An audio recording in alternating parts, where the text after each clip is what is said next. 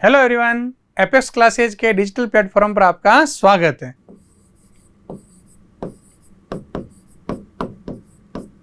क्वथनांक या boiling point BP, ठीक है।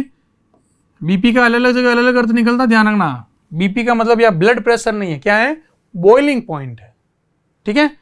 या केमिस्ट्री में बीपी को अपन और कहते हैं बॉन्ड पेयर भी कहते हैं, ठीक है। यहाँ बीपी का अर्थ क्या है? Boiling point. तो देखो, क्वथनांक की परिभाषा आपने छोटी क्लासों में क्या पढ़ी कि वह निश्चित ताप जहां कोई द्रव उबलता है उसका क्वथनांक कहलाता है। पर अब हम इसको किससे रिलेटिव करेंगे? अब हम इसे वाष्प दाब से संबंधित करके परिभाषा दी जाती है। तो क्या परिभाषा हो जाएगी कि किसी द्रव का वह निश्चित ताप जहां उसका वाष्प दाब वायुमंडलीय दाब के बराबर हो जाए क्या कहलाता है? क्वथनांक कहलाता है। तो क्या परिभाषा है? देखो बदल गई है, अलग अलग स्टैंडर्ड के अनुसार अलग होगी। क्या लिखेंगे? किसी द्रव का वह निश्चित ताप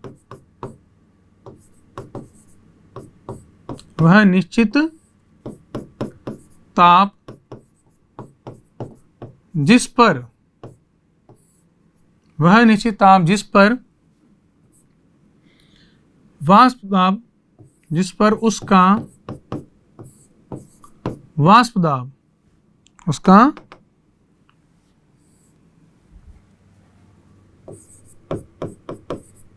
वाष्प दाब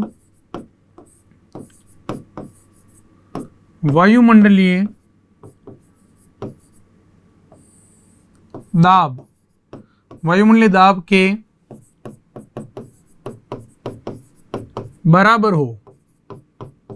दाब के बराबर हो, क्वथनांक कहलाता है।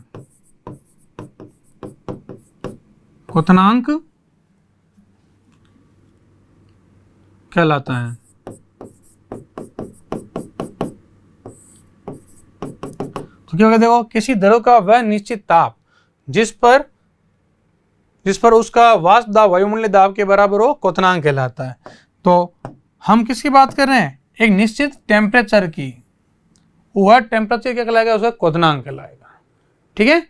अब देखो, ये जो वायुमंडलीय दाब है इसको अपन किस में ले सकते हैं? एटीएम में ले सकते हैं, या किस में ले सकते हैं इसको हम दूसरा मात्रक होता है बार। क्या मात्रक होता है? बार। देखो, दाब के अलग अलग मात्रक होते हैं। जो दाब होता है ना, दाब को हम एटीएम में ले सकते हैं, बार के अंदर ले सकते हैं, पास्कल के अंदर ले सकते हैं, ठीक है। तो अलग अलग इसके मात्रक होते हैं, तो किसी भी मात्रक का अपन यूज कर सकते हैं। तो देखो,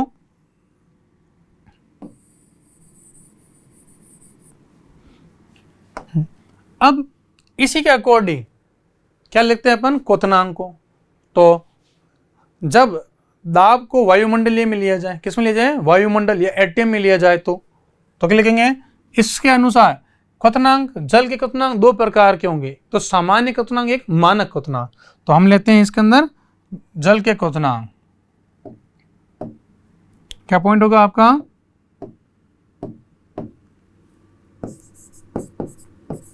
जल का क्वथनांक यानी बीपी, बॉइलिंग पॉइंट। देखो अब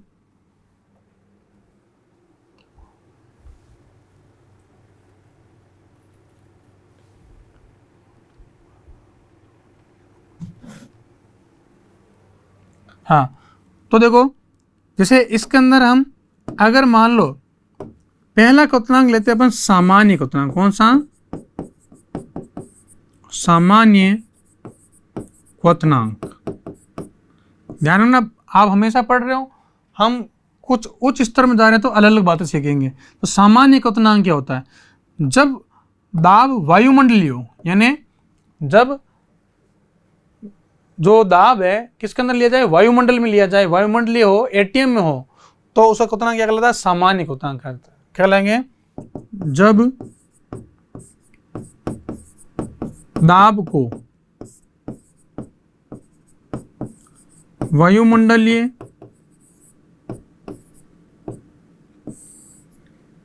या एटमॉस्फेयर, एटम में लिया जाए, में लिया जाए। तो सामान्य क्वथनांक कितना होता है जल का? जल का सामान्य कितना हो जाएगा आपके, यानी जल का जो सामान्य क्वथनांक आप कितना हो जाएगा 100 डिग्री सेल्सियस। कितना होता है 100 डिग्री सेल्सियस, ये इसका सामान्य क्वथनांक होता है। और दूसरा क्वथनांक क्या होता है मानक क्वथनांक। क्या होता है दूसरा?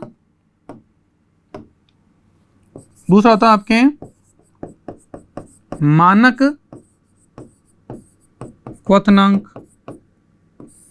तो मानक क्वथनांक जो है ये कहाँ लिया जाएगा? अब मानक क्वथनांक का जो मान है आपके इस 100 डिग्री से कम होता है, कितना प्राप्त होता है? जल का मानक क्वथनांक होता है आपके बहुत कम फर्क है 99.8 डिग्री सेल्सियस, बहुत कम फर्क है। तो मानक क्वथनांक हम लेंगे जब दाब को बार में लिया जाता है। क्या लिखते हैं? जब दाब को बार में लिया जाए, लिया जाए।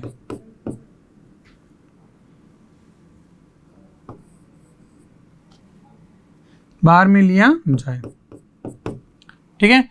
तो जब दाब को एटीएम में लिया तो उसका क्वथनांक क्या कहलाएगा? सामान्य क्वथनांक। और जब दाब को अपन किस में ले रहे हैं? बार में लिया जाए तो उसका क्वथनांक क्या कहलाएगा? मानक क्वथनांक। थोड़ा सा फर्क है। अब यहाँ एक चीज का ध्यान देना है कि एटीएम और बार में क्या फर्क है। तो देखो ध्यान से, ये जो एक वायुमंडल यानी 1 एटीएम जो होता है, क्या होता है 1 एटीएम, ये जो होता है 1.103 बार के बराबर।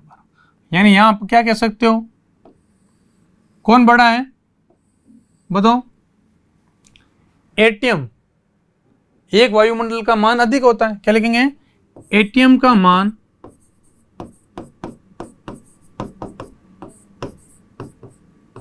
बार से अधिक होता है, अधिक होता है। और दिख रहा है क्या?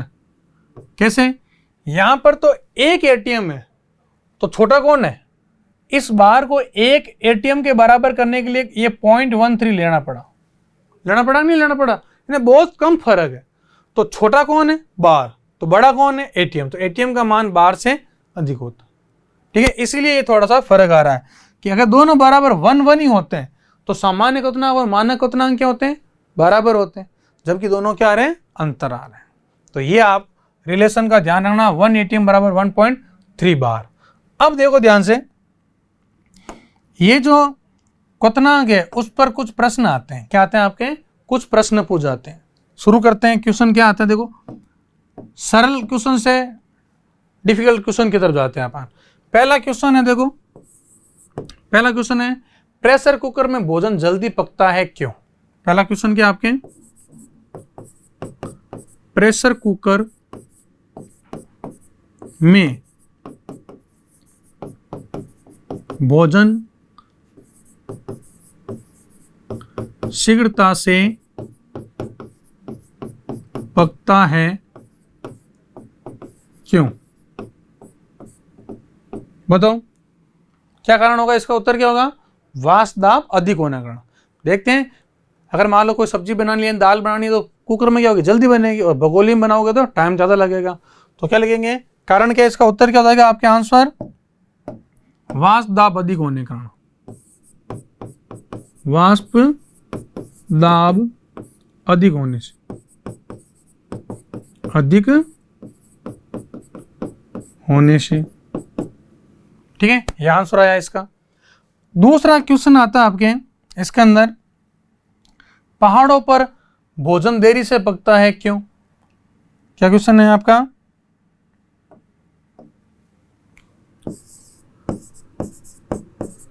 पहाड़ों पर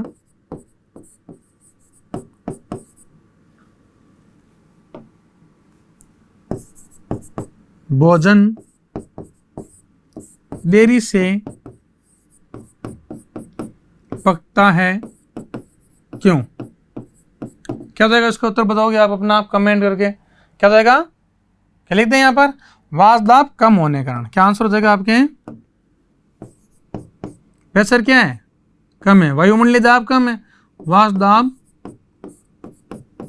कम होने से, कम होने के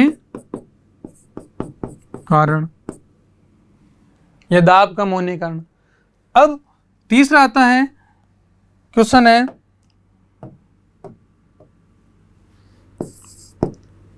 पहाड़ों पर जल का क्वथनांक, जल का क्वथनांक परिवर्तित हो जाता है क्यों? या कुकर के अंदर जल का क्वथनांक बढ़ जाता है क्यों? क्या क्वेश्चन है?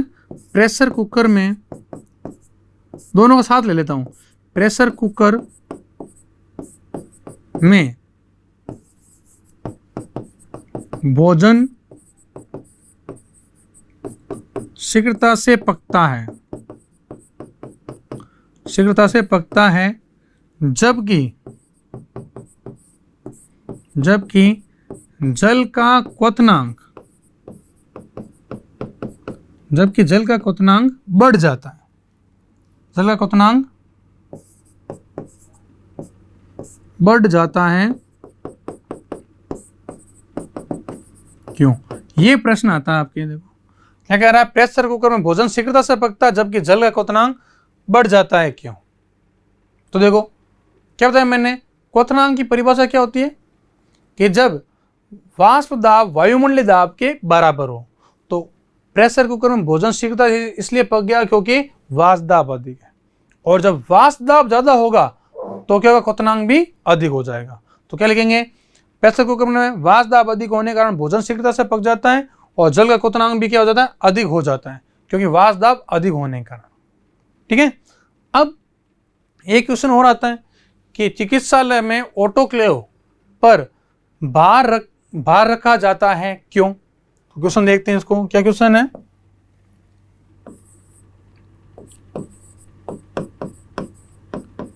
चिकित्सालय में ऑटोक्लेव पर भार रखा जाता है क्यों? अब देखो समझो ध्यान से, तो भार क्यों रखा जाता है? तो जो ऑटोक्लेव होता है कुकर के जैसा होता है। जैसे अगर मान लो कुकर में हमने पदार्थ डाल उसको गर्म किया और सीटी के ऊपर अपन क्या कर दें, कोई वेट रख दे, वैसे ऑटोक्लेव पर क्या कर देते हैं, वेट रख देते हैं। तो वेट रखने से क्या होगा, टेम्परेचर और बढ़ेगा, तो अंदर क्या बढ़ेगा, वेपर प्रेशर बढ़ेगा, और वेपर प्रेशर बढ़ने से क्या होगा, क्वथनांक बढ़ जाएगा। तो क्या लिखेंगे, ऑटोक्लेव पर भार रखने पर, ऑटोक्लेव पर भार रखने पर क्या होता है, भार रखने पर वाष्प दाब बढ़ जाएगा तो जल का क्वथनांक बढ़ जाएगा। जल का क्वथनांक बढ़ जाने से, जल का क्वथनांक बढ़ जाने से अंदर रखे जो उपकरण होते हैं, ऑटोक्लेव का उपयोग क्या है कि इसके अंदर पानी भर करके हम क्या करते हैं, तो चिकित्सालय के अंदर जो सीजर है, यानी आपके कैंची है, कटर है, यानी जो शल्य चिकित्सा में काम आने वाले उपकरण है, उनको निर्जमीकृत करते हैं। क्या करते हैं, निर्जमीकृत करते हैं। तो ऑटोक्लेव के अंदर पानी डाला, उसके अंदर जो शल्य चिकित्सा में काम आने वाले उपकरण है, आपके कैंची है, कटर है, तो उन सभी औजारों को क्या करते हैं, उसके अंदर डाल देंगे और उसके ऊपर क्या करते हैं, वजन रख देते हैं। जिससे क्या होगा, वाष्प दाब बढ़ेगा, वाष्प दाब बढ़ने से जल का क्वथनांक और अधिक हो जाएगा, तो टेम्परेचर और अधिक बढ़ेगा, तो क्या होगा कि जो जीवाणु है वो क्या हो जाएंगे, निर्जमीकृत हो जाएंगे, यानी जीवाणु नष्ट हो जाएंगे, और आपके जो औजार या एपरेटर्स जो काम लोगे, आप जो भी औजार काम लेंगे चिकित्सालय में, वो निर्जमीकृत हो जाते हैं। तो इसीलिए ऑटोक्लेव में क्या रखा जाता है, चिकित्सालय में ऑटोक्लेव पर भार रखा जाता है। तो लिख दोगे, इसकी आंसर क्या लिखोगे, भार रखने पर अंदर वाष्प दाब बढ़ जाएगा, भरे हुए जल का वाष्प दाब बढ़ने के कारण क्वथनांक बढ़ जाएगा, टेम्परेचर और अधिक हो जाएगा, जिससे वो निर्जमीकृत हो जाते हैं। ये हुए आपके कुछ संबंधित प्रश्न। अब इसमें एक क्वेश्चन और आता है कि द्रवित गैसों के उपयोग बताइए। क्या क्वेश्चन है आपके, द्रवित गैसों के दो तीन कोई उपयोग बताने के उपयोग बताइए। के उपयोग बताइए। बताओ द्रवित गैसों के उपयोग कहाँ कहाँ करते हैं अपन? तो द्रवित गैस जो होते हैं, पहला तो घरेलू गैस जो एलपीजी गैस सिलेंडर के अंदर, द्रवित ऑक्सीजन जो है इसका उपयोग कौन करता है? रॉकेट या जेट के अंदर ऑक्सीजन गैस ले जाई जाती है। जो आप चिकित्सालय के अंदर भी जो सिलेंडर देखते हो ऑक्सीजन गैस का, उसमें ऑक्सीजन गैस किस रूप में? द्रव अवस्था के अंदर। तो कुछ पॉइंट फटाफट लिख देते हैं। क्या क्या होगा? पहला पॉइंट बताओ जल्दी से। पहली गैस कौन सी मैंने बताई? द्रवित O2 का उपयोग कहाँ करते हैं? रॉकेट, जेट विमानों, रॉकेट, जेट, चिकित्सालयों,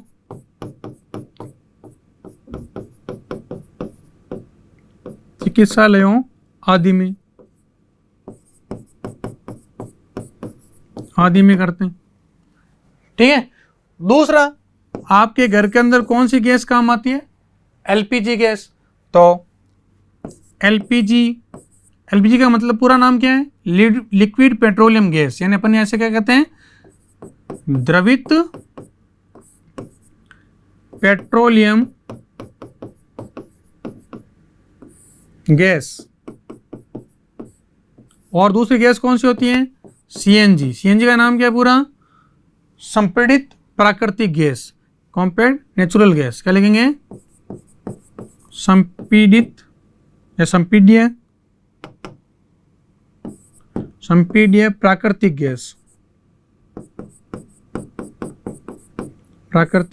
गैस, इनका उपयोग अपन करते हैं, वाहनों में भी करते हैं। जैसे अभी अपने यहाँ जैसे राजस्थान के अंदर जो गाड़ियाँ चलती है एलपीजी के, आपके क्या आते हैं? ऑटो आते हैं ना एलपीजी गैस के, हरे रंग के जो ऑटो है। जबकि दिल्ली के अंदर आपकी कौन सी गैस गाड़ी चलती है? सीएनजी की। यहाँ पर 4 कार्बन को जला करके हम ऊर्जा प्राप्त करते हैं, क्योंकि एलपीजी का मुख्य घटक क्या था? ब्यूटेन। जबकि सीएनजी का मुख्य घटक क्या होता है? मेथेन। यहाँ एक कार्बन को जला करके हम ऊर्जा प्राप्त करते हैं। तो एलपीजी सीएनजी गैस का उपयोग द्रवित रूप में करके किया जाता है। घर के अंदर जो टंकी आती है उसमें लिक्विड है, गैस कैसी है? द्रवित रूप में। इसी प्रकार तीसरा, द्रवित क्लोरीन Cl2 का उपयोग जीवाणुनाशक के रूप में। क्लोरीन जो है इसका भी हम द्रवीकरण करके इसका उपयोग किसमें करते हैं? जीवाणुनाशक के रूप में करते हैं। और जो फ्रिज या रेफ्रिजरेटर होता है, उसमें भी अपन क्या करते हैं? द्रवित गैसों फ्रीऑन का उपयोग करते हैं या अमोनिया का उपयोग करते हैं। द्रवित N2 का उपयोग शीतलक के रूप में करते हैं। तो क्या क्या हो गया? आपके रेफ्रिजरेटर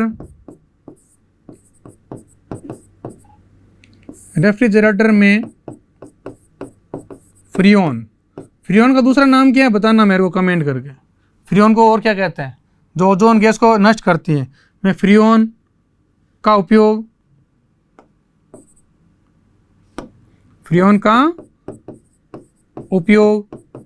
ठीक है। और द्रवित अमोनिया, द्रवित नाइट्रोजन से हम टेम्परेचर को कम कर सकते हैं, यानी शीतलन के रूप में भी उसका उपयोग किया जाता है। तो ये हो गया द्रवित गैसों के कुछ उपयोग। तो आज के लेक्चर में हमने क्वथनांक के बारे में पढ़ा, वाष्प दाब के बारे में पढ़ा, और सामान्य क्वथनांक, मानक क्वथनांक के बारे में देखा, और लास्ट में कुछ वाष्प दाब और क्वथनांक से संबंधित प्रश्नों को भी हल किया। अब मिलते हैं हम नेक्स्ट लेक्चर के अंदर। Thank you. सब्सक्राइब करें हमारा Apex classes edutech YouTube channel, साथ ही बेल आइकन को क्लिक करना बिल्कुल ना भूलें, ताकि आगे आने वाले सभी यूट्यूब वीडियोस की अपडेटेड नोटिफिकेशंस सबसे पहले आपको मिले। Apex classes edutech, subscribe now.